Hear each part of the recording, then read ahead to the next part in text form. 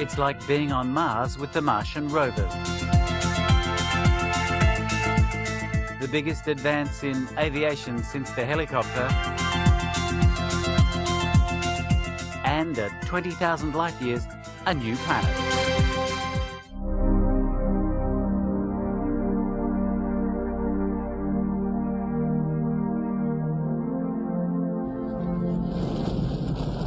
Early in 2004, a capsule carrying NASA's Spirit robot rover streaked into the Martian atmosphere. On impact, it bounced and rolled inside its protective cocoon of Kevlar airbags. Weeks later, a second rover called Opportunity landed on the opposite side of Mars. The rovers were designed to roam over the Martian surface, searching for signs of water. The missions were planned to last 90 days, but 2 years later, Spirit and Opportunity are still going strong, roaming and digging into the Martian soil and sending back dazzling pictures. Now their success is being celebrated with a little help from Hollywood. A Disney documentary detailing the rover's story is about to premiere in IMAX cinemas across the United States.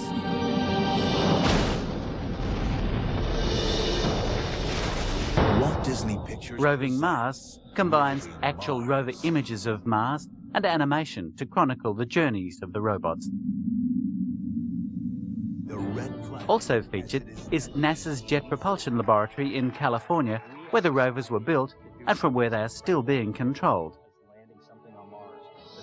Disney is releasing a 45-minute-long Roving Mars feature in large-screen IMAX theatrical format.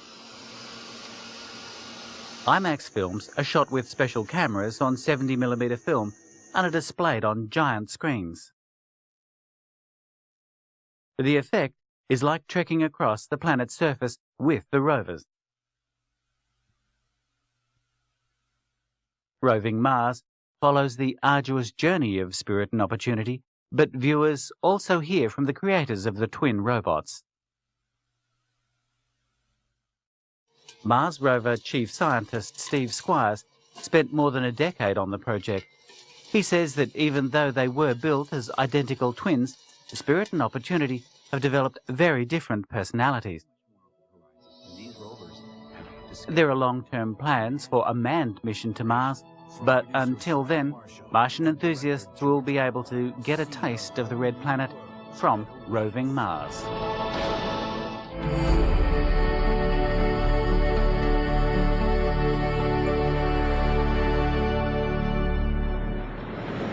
The V-22 Osprey is a medium-lift tilt-rotor aircraft that combines the speed, range and fuel efficiency of a turboprop aircraft with the slow flight and hover capabilities of a helicopter. Designed as a troop transport, the V-22 can carry 24 combat soldiers or more than 9 tons of cargo. The Osprey takes off and lands like a helicopter, but when it's in flight, its engine nacelles rotate to convert the aircraft to a turboprop plane capable of high-speed, high-altitude flight. The V-22's propulsion system consists of dual counter-rotating prop rotors attached to gearboxes driven by 2 Rolls-Royce turboshaft engines. An interconnecting driveshaft maintains prop rotor synchronization and can share power from one engine between both sets of prop rotors. Missions that cover large distances and that require vertical takeoffs and landings have challenged aeronautical designers since helicopters first proved their worth more than 50 years ago. The V-22 provides vertical takeoff and hover performance similar to a conventional helicopter. It can take off from small, rough or confined areas and still fly long-range missions. The craft features a rear ramp that allows quick loading and unloading of personnel and supplies. The airframe is constructed primarily of graphite-reinforced epoxy composite material which gives an improved strength to weight ratio. The Osprey is being hailed as a breakthrough in aviation that meets long-standing military needs.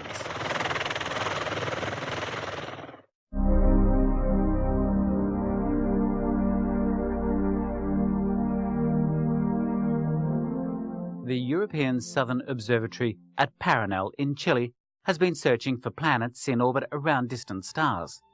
Scientists employed a method that examined a star's oscillations caused by a close-orbiting large planet.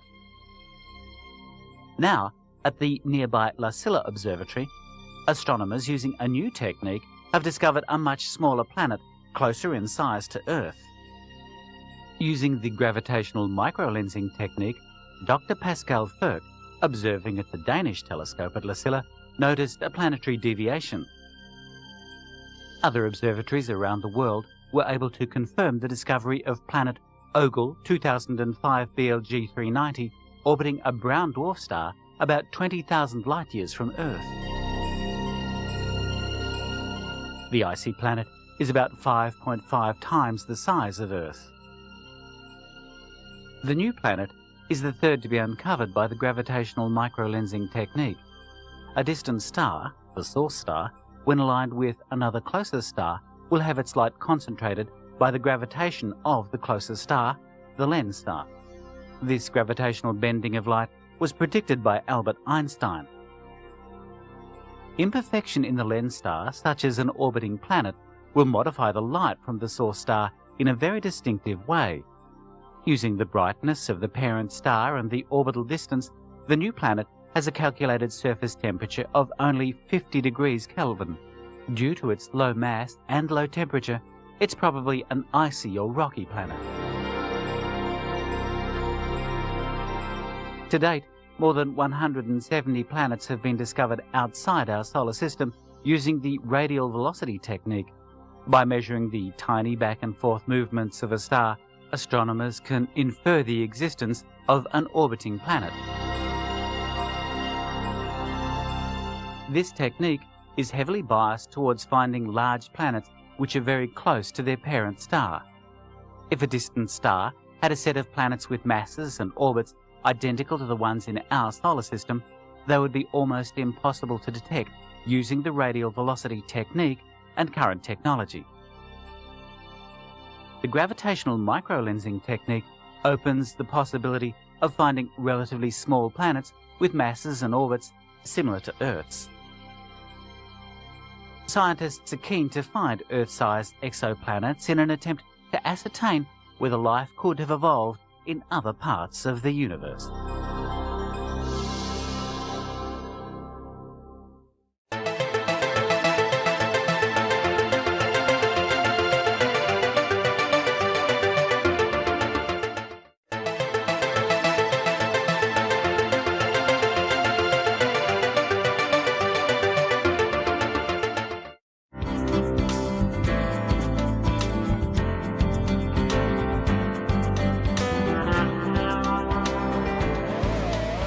The development of Honda's new RA106 is a major step forward for the company, who launched their first F1 works team in 1968. The new car is visually similar to the BARs that preceded it, owing to the continuation of sponsorship from Lucky Strike. The engine is smaller with fewer exhausts, and, because it needs less cooling, the car is smaller around the engine. This means greater aerodynamic efficiency and a difference in the way the car uses its tyres. The RA106 is a major advance for the team. Due to Honda's production ability, the team have managed to construct and launch two cars on the same day for their drivers Jenson Button and Rubens Barrichello. For the Brazilian, it's an honour to be driving a Honda, a mark that was driven by his racing driver friend, the late Ayrton Senna, whose success on the track he hopes to emulate. Team partner Jenson Button says his pairing with Barrichello will not stop his competitive streak. Having both RA106 cars ready and two top drivers to get behind them gives the Honda team a genuine chance to win the Formula One Championship title.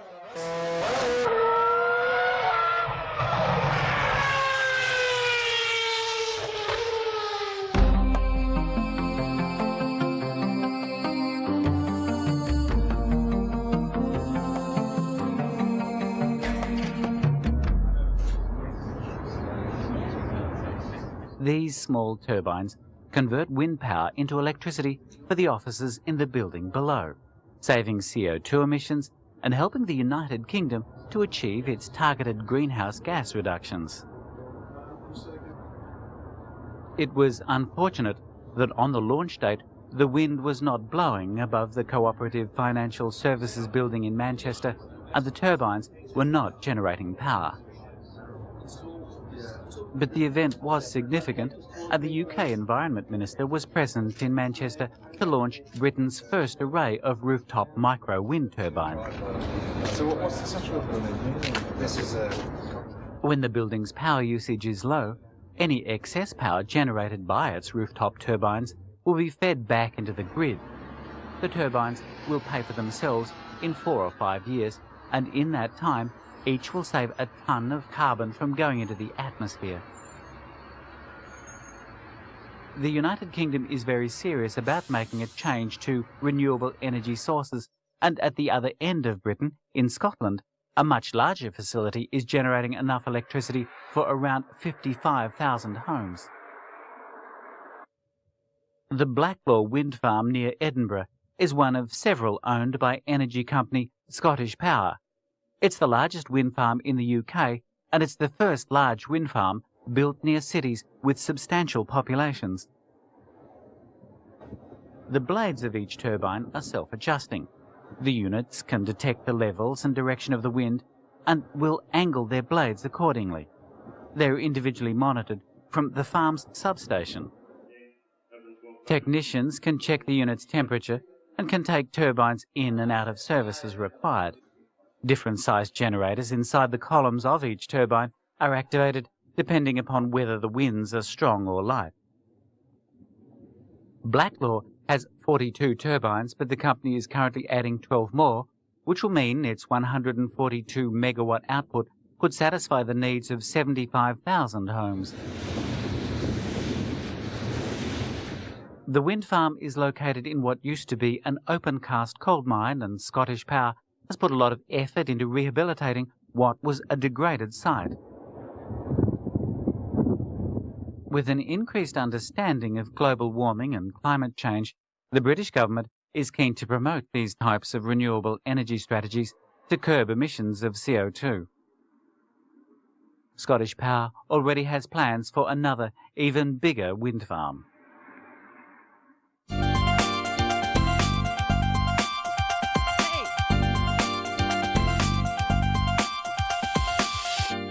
Morning rays shining through a dewdrop. This droplet of water is acting like a lens. Now this same principle is being adapted for mobile phone cameras. The difficult part is manipulating the lens-like properties of a water droplet to make it work as an autofocus lens. VeriOptic, a company based in Lyon, France, has managed to do just that. A transparent lens cell contains water and oil. The boundary between the two liquids forms the curved optical surface, and an electric current induces this curve to vary. Similar to the human eye, the shape of the lens changes when it focuses. A normal rigid camera lens has to move in relation to the image plane to bring objects at different distances into sharp focus. At 0 volts, the surface is flat, but at 40 volts, the surface becomes highly convex. The autofocus is fast and accurate, and it allows the photographer to focus very close up, unlike current mobile phone lenses. Because the liquid lens has no moving parts, it's more robust than conventional arrangements, making it ideal for use in camera phones.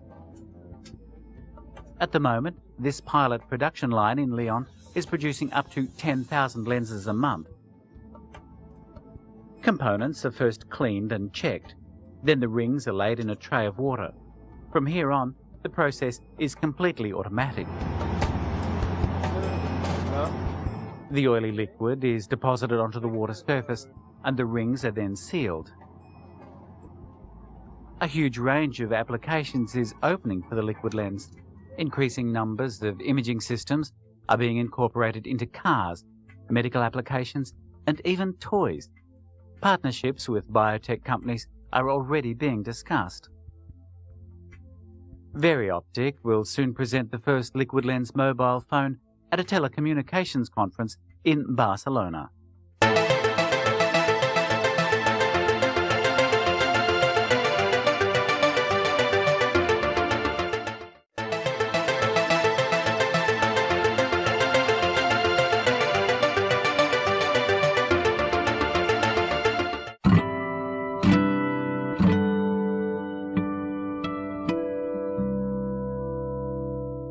After an accident left him paralyzed, all that Sudhakar Mishra says he could do was to move his head. Now, after a treatment of embryonic stem cell injections, his doctor says that he can sit and stand and may soon walk again. Yes. His doctor, Geeta Shroff, has been labelled unethical. She insists the patients are proof that her methods work. However, the medical establishment are questioning her methods. Her treatment is banned in the West, and some of her colleagues say her work is dangerous. There are no laws governing this type of stem cell work in India, but some feel that she is giving false hope to desperate patients. For patients like Sudhakar Mishra, a second chance is worth a risk. He says he can now move around his village and earns a living teaching.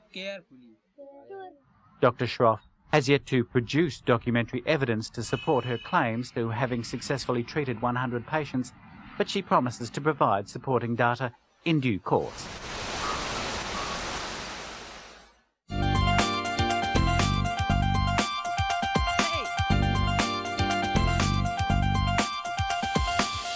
It doesn't look much like an ordinary cinema, and that's because it isn't. A cinema chain in Germany has set up a new type of picture theatre in Berlin. There's 3D vision, multi-channel sound, kinetic viewing seats, and smell from special odour spray.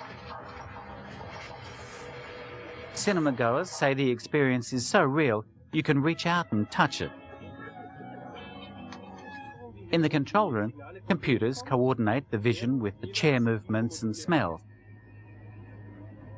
Its developers call it five-dimensional cinema. Viewers wear glasses with cross-polarizing lenses. Without the glasses, the two slightly offset left and right images appear as a blurry confusion.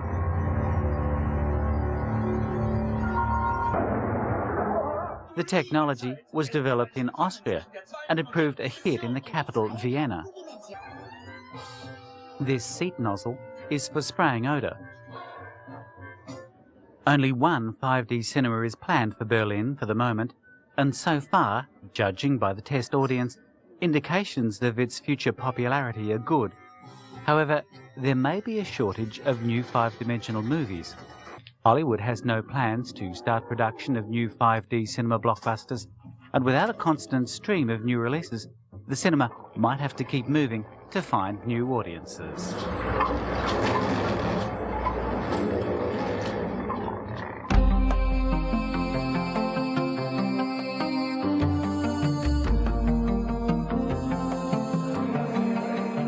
Tokyo recently played host to the second annual Fuel Cell Expo, designed to give people an insight into the latest advances in hydrogen fuel cell technology and issues related to the production, storage and supply of hydrogen.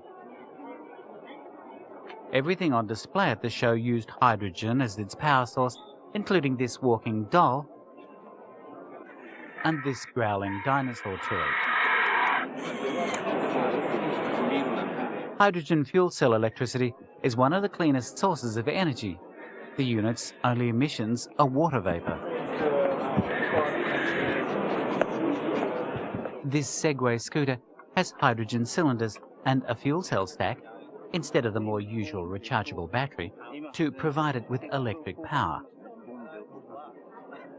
With an increasing international awareness of rising levels of CO2 in the atmosphere, and the resultant global warming and climate change, governments and industry are looking to renewable sources of hydrogen as an alternative to fossil fuels. The Tokyo Seitan Company has come up with a hydrogen-powered coffee stand. With 2 small tanks of hydrogen, it can drive 100 kilometres, brew coffee and cook food. It can even provide electrical power in emergencies and has been designed for use in disaster relief situations. At the moment, it takes about 4,000 yen to fill up the hydrogen tank, but it's estimated that cost would drop by around 75% as hydrogen becomes more widely available. Another company, FC R&D Corporation of Nagoya, showed off their technology to generate power in a perfectly clean way by lighting up a miniature house. Their method combines magnesium, taken from seawater, with vitamin C from citrus fruits to generate electricity. In 3 years, the company plans to make a much bigger version that can light a full-sized house. Experts say many companies have already developed basic technology in hydrogen power generation and storage systems. Now the challenge is in bringing the technology and an infrastructure that can support it to the public. Hydrogen has a number of problems associated with its safe use and handling. Because it is such a light gas, it needs to be highly compressed for convenient storage and transportation. This involves high pressures and very low temperatures. Japanese car makers are rushing to make fuel cell vehicles, and Japan already has 10 experimental hydrogen fuel stations. Production of hydrogen also carries technical difficulties. Large amounts of pure hydrogen are derived from hydrocarbons, which have high volumes of CO2 as an unwanted byproduct. Techniques for isolating hydrogen using solar energy are being developed, but they are not yet cost-effective.